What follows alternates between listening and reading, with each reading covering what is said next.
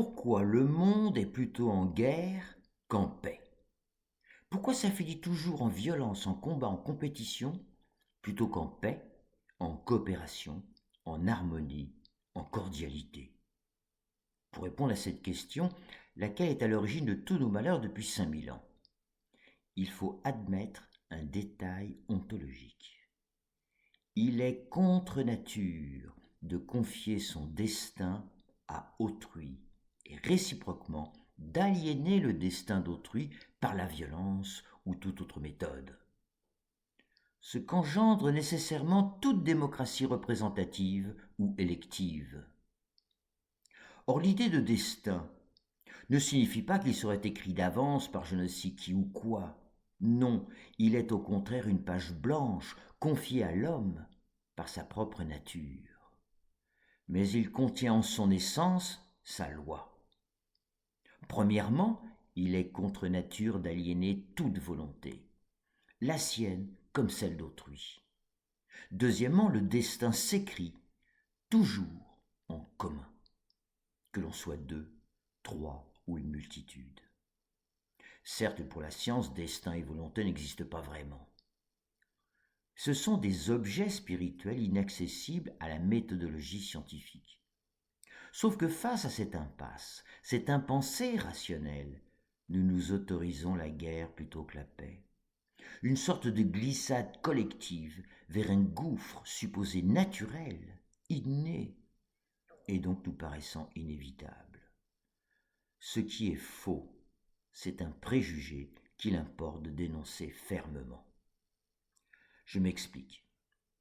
Aliéner la volonté d'autrui, ou se laisser aliéner la sienne, souvent sous forme de servitude volontaire dénoncée à juste titre par la Boétie, nous amène à la problématique du pouvoir. Sa nature, à qui le remettre et comment. Donc au régime politique permettant de vivre plutôt en paix qu'en guerre. Or il n'existe que deux pouvoirs, le bon et le mauvais. Le mauvais est évidemment le pouvoir sur autrui, sur la femme, l'enfant, le faible, l'ignorant, le malade, l'esclave, nos amis les bêtes, mais aussi les richesses et les ressources de la nature. Lequel pouvoir nécessairement aliène toute volonté et donc le destin collectif. C'est lui et seulement lui qui est à l'origine des guerres. Et ceci quelle que soit la nature d'autrui, humain, non humain ou richesse. Ce pouvoir toxique, en 5000 ans, a aliéné le destin de toute la planète vers les effondrements économiques, écologiques, politiques et sociaux. Or, ni la science, ni la raison humaine éclairée n'est capable de nous sortir de cette impasse. Et encore moins les gouvernants de cette mondialisation dite heureuse. Pour s'en sortir, nous devons accepter l'inacceptable pour la raison humaine, l'altruisme, c'est-à-dire poser autrui, quel qu'il soit, comme tout aussi important que soi-même, ce qui nous amène nécessairement au pouvoir en commun. Le seul possible, conforme à notre nature et bienveillant pour tous. C'est simple. Il impose à tous les protagonistes concernés de participer à l'élaboration, délibérations et décisions finales. Que nous soyons en couple, en famille ou en peuple, le fonctionnement de ce pouvoir en commun restera toujours le même.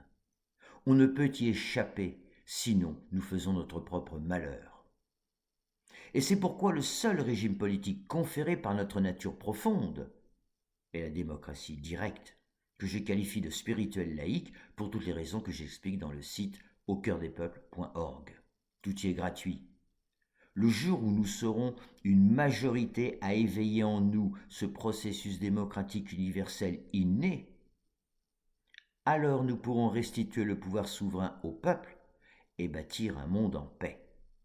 Et il ne tient qu'à nous, les peuples, et seulement à nous, de nous sauver et surtout sauver la planète qui ne nous souffre plus, qui ne supporte plus nos mensonges politiques, écologiques et économiques. Grand merci pour votre patience.